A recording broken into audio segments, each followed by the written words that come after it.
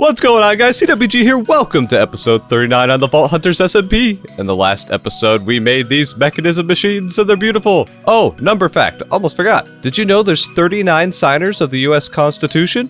Interesting. Well, yeah, last episode, we made some machines. Pretty cool. We're going to be making even more machines, and we're going to attempt to get ore pentupling. So if we, wait, what? Our system appears to be out of power. Weird. Check our power cable. Oh, it's empty. Wait, what? It's daytime. Why isn't the solar panel working? Ah, well, it seems I may have found a problem here. What the heck is going on? Nothing to see here. Move along. They covered my solar panel with blocks of coal. And they even used my sign against me. Can I just make it one episode without getting pranked?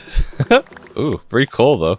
Alright, the system's getting power again. It's ironic that they use blocks of coal to stop my renewable energy. Hey, we have power again. You'll love to see it. So first things first this episode, let's toss 1 and 2 gifter statues and we got ourselves another Omega statue. Alright, let's grab ourselves a boss crate and let's see what we are gonna get from this Omega statue. I'm quite excited to find out. Hopefully it's something that we need. Let's place it. Alright, our options are concrete, metamorphic taiga, smooth sandstone, and diorite. I'm trying to remember, does anyone on the server have diorite yet?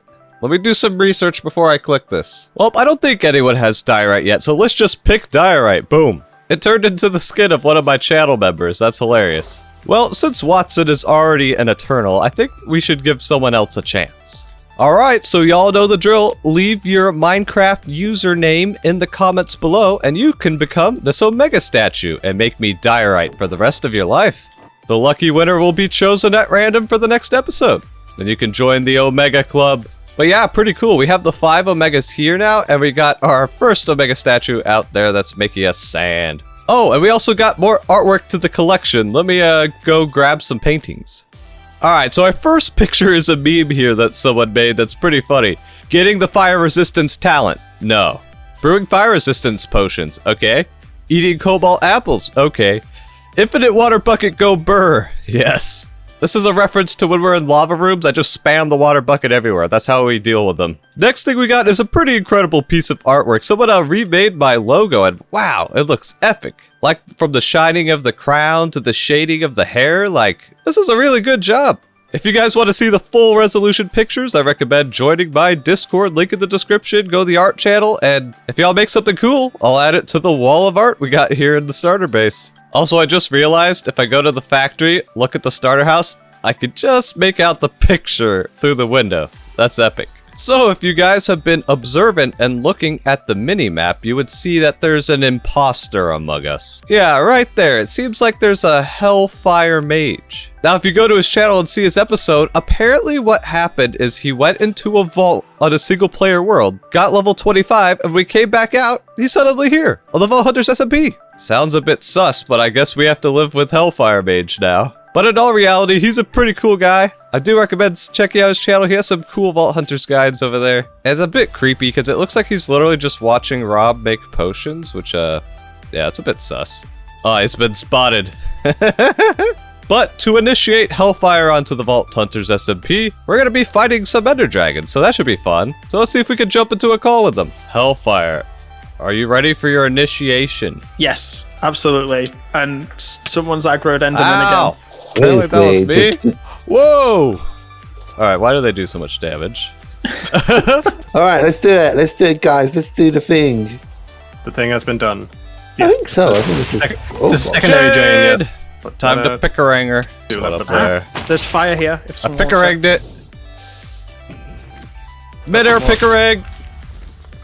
Mid-air pickerang. Oh, I missed. Pickerang, attack. Boom. Ooh, that was a lot of damage. That's a lot of damage. Now I can pickerang it in midair. Ooh, got it. It's perching. Oh, yeah. Right before the perch. You'll love to see it. Well, congratulations, Hellfire. You're now initiated.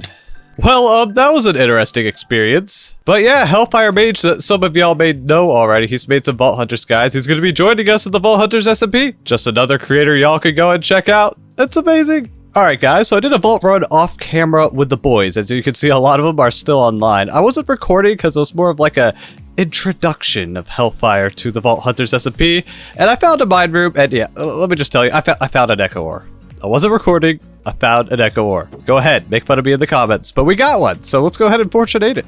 Let's hope we get lucky, and a 1, and a 2, and how much? Oh, only 1. Alright, fine. I guess I got spoiled with my 9 echo gem drops before. Also, we got a trader. If we look in here, we have a Protection 5 book. And I already have Protection 5 on, what do I have Protection 5 on? I have Protection 5 on the helmet. Nice. So now I can put Protection 5 on our Omega trousers. Now, I believe if you get a full set of Protection 5, it's something like 80% damage reduction. It's pretty nuts. So let's grab some of our Vault Gold, which looks like we need to make a little bit more, which is fine. We got plenty of this stuff. And grab ourselves a Protection 5 book. Nice. Now our Omega trousers have 5 repairs, so it's definitely worth to put on these guys. The question is, how many levels? Yeah, it's going to cost 40 levels. We're going to have to take a trip to the XP farm. So I think I'm going to do a live stream now, in which I'll add the protection to the pants. I'll do some vault runs. Of course, if you guys ever want to watch the live streams, you can see the VODs on Twitch. Join my Discord. You know when I'm live, blah, blah, blah. You already know that. Be back in a sec. And we're back from the stream. We did some vault runs and a few things happened. If you look down, my level is level 60. Wow. Also, I finally picked up Cleanse. Cleanse removes negative status effects while you're in the vault. So if you get poisoned by a witch, boom. If you get poisoned by a trap chest, boom. Use Cleanse and you're good. We have so many skills now and they're all bound to different keys. It took a bit to get used to, but yeah, I'm glad to have all these skills that we got. Also, sadly, our good idol, our rare one, is pretty much broken now, so we have to find yet another one to use. These idols always go by so fast. Maybe we could use the 4 health one. That one's pretty good. Or hunger immunity. I don't know. Oh, we also have the one that gives us a level of strength. I completely forgot about this guy. Yeah, this one's probably going to be our new idol. I like this one. Now, I wanted to talk about favor really quick because a lot of people don't know how favor works, including me for a while. So, favor, this is that stuff right here. Sometimes when you open an altar, like if you paid attention to some previous episodes, it'll play a noise like doo-doo-doo-doo-doo-doo. It's like favor gain. It's like, wow, cool, favor gain. What the heck does that mean? So, you know how there's 4 different altars? This is the health one. This is the XP one. This is the time one. You know, like it removes vault time. And this is like you have to kill so many mobs. And if you open the chest while holding an idol, you can see every idol has a different type. Like this is the Iodona one, which is the mob kill ones. This is the health one, and then this is the XP one. Like if you hold an idol, see I hold the mob kill one while opening the mob kill altar, that's how you get the best chance of gaining a favor with that god. And every time you gain one favor with the god, you randomly lose a favor with another. So once you hit level 50, this starts coming into play and it's very important. Once you get +4 of a favor with a god, you get a buff. Once you get -4, you get a debuff. And this little picture up here shows you what they do. So Iodona, if you get +4, you get more soul shards and more damage. Awesome. But if you get -4, you get less damage and the mobs get more health. That would be really bad, so you don't want to get -4. Now, Tenos is the one that I'm going for now. It was funny. I used to have -3 here because I didn't really pay attention to the favors. And now that I've been focusing Tenos, I brought it from -3 up to 0. So we just need to get 4 more points and we will get more luck and more chest rarity. That's awesome. But if we went -4, we would get unlucky with less chest rarity, which is, oh, that would be terrible. Valara's pretty good too. If you get +4, you get regen and healing efficiency. Nice. But if it goes negative, more mobs and less healing. Bad. Wendar, if you get +4, you get more vault time and more cooldown percentage, which is good. But if it goes down, you get less vault time, which would be really bad, and the mobs are faster, which mobs are already fast enough if you ask me. So that's how the favor points work. I'm going to be focusing on doing the XP altars to get more Tenos favor, and hopefully we can bring this number up to 4 sometime soon. I mean, permanent luck and chest rarity in the vault is just going to be good. Now, back to mechanism. Last episode, we made a few machines, and I said this episode I wanted to work on ore pentupling, so let me give you a quick example of how that even works. You remember how we get osmium dust from enriching an ore into osmium? That method just doubles. But as you can see, there's another recipe where you could get dirty osmium dust. How do you get dirty osmium dust? Oh, you need an osmium clump. How do you get an osmium clump? Oh, you purify either an ore, which this is a way you can triple your ores, but if you want to go even further, you could get this osmium shard. How do you get the osmium shard? You have to get an osmium crystal, or you could put the ore in here. Like, Mechanism gives you a choice. You could like 4 times your ores, 3 times, double. It matters how many machines you want to set up. But you can take this one step further, get the osmium crystal, which is in a chemical crystallizer, where you need clean osmium slurry. And to get that, you have to wash dirty osmium slurry with, I know it says chocolate, but what you want to use here is water. Yeah, water. Apparently you could use chocolate or honey. No idea why you would ever want to do that, but I guess it's an option. How do you get dirty osmium slurry? You put osmium in a chemical dissolution chamber with sulfuric acid to get dirty osmium. Okay, I know that was a lot of stuff. Is it complicated? A bit. But if we take it one step at a time, we should be fine. How do you eat an elephant? One bite at a time. That's right. So I'm gonna go ahead and get some of these machines made. For instance, we already made a enrichment chamber and a crusher, and we know we're gonna need those. So I'm just gonna make some of those. And when I'm making some of the new machines, I'll bring you guys in. Alright guys, so we're going to make a new machine here called the Purification Chamber. It requires these tier 2 advanced control circuits, which are the old ones with more gems and yeah, some stuff. But well, I made the things we need, right? It also requires an enrichment chamber, which we've already made before, so boom! Purification chamber. Why do we need this? Let me take you to upstairs. I have been working on stuffs and things. Yep, this is going to be our ore pentupling setup. I already got the smelter, the crusher, and the enrichment chamber in place. What's nice about Mechanism is you just like put all these machines in a line, and it goes from like one step to the next, to the next, to the next, to the next, to the next. So the reason we need the purification chamber is for this step right here to turn the shards into the clumps. Now we also need oxygen. This is where things get interesting. We got to find a way to make oxygen. Luckily, there's this thing called the electrolytic separator. This thing will separate water and turn it into oxygen and hydrogen. Now, we need a way to make infinite water. I believe there's a thing in Mechanism called the electric pump, which you could use to pump water. So we might go this. Is there any type of infinite water block? Oh wait, I just remembered, the sink! I'll show you guys that in a second. First, let's make this electrolytic separator because we know we're gonna need it. So first thing we need to make is an electrolytic core, which is just some gold dust, osmium dust, easy stuff. Make one of those. And boom, we got ourselves an electrolytic separator. Now the next thing we need is the sink from cooking for blockheads. And as you can see, they changed the recipe to make it a bit expensive. And there's a good reason for that. Wow, it requires an infinite water bucket. Well, I don't want to use my only infinite water bucket. Luckily you can craft these, but it does take a pog, so it's quite expensive. It looks like I need some more upaline to get a pog. Not an issue, I'll go and mine some from the ore attic and let's go make ourselves a sink. Gosh, it's always satisfying fortune-aiding some ores. Let's see how many we get from this bunch. 17 upaline from 2 ores. Now that is why Fortune 8's so powerful. I heard that in Iscal's video he said Fortune 7 was the highest. Come on, Iscal. Fortune 8, baby. Alright, now we can make ourselves a pog. We need 2 water buckets, so let me go get some water. Or we could just transfer our infinite water into the normal buckets. Perfect. And we got ourselves another infinite water bucket.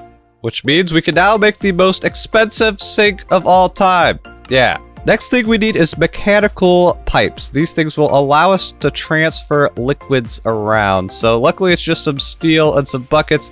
We have all the steel now. It's so good. And we might as well upgrade these to the next tier. Because it's so easy to make these alloys, like you just might as well. Now we need something called a configurator. This will allow us to actually change like the way these pipes work. It'll make sense in a second. Dang, this requires a block of double compressed lapis. Wow, do I even have enough lapis for that? The answer is no, I need 4 more blocks, but we do have some lapis ore. Now, I don't want to waste the durability on my Fortune 8 pickaxe, so we will use our Fortune 3 pickaxe, which, you know, add Vein Mine brings it up to Fortune 5. Fortune 5 should be good enough, because, like, you get a ton from these ores anyway.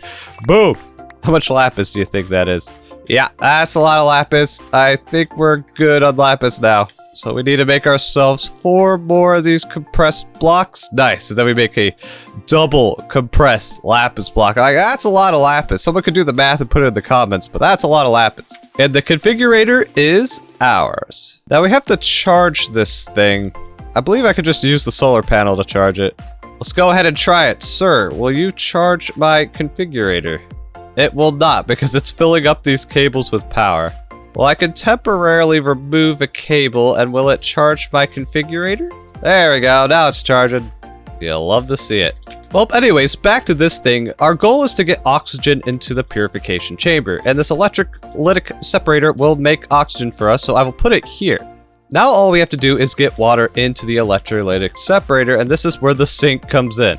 So we can put the sink here, put down a fluid pipe. Now it's not going to push water yet, but if we use this configurator, we can change this to push, and yep, boom. That's right. The sink in cooking for blockheads works as an infinite water source that you could literally pipe water out of, and now our electrolytic separator is full of water. Now all we have to do is give it some power, and check out how I've been routing the power cables. When I built this thing, I kept in mind that I would need to route a whole bunch of power and like water and stuff everywhere, so if we go underneath with our elytra, yeah, I've been routing power cables underneath. Pretty cool. So now we can get power to our electrolytic separator, and we should start producing some oxygen. Sweet, as you can see, it is separating the water into 2 parts hydrogen and 1 part oxygen, because you know it's H2O, yo.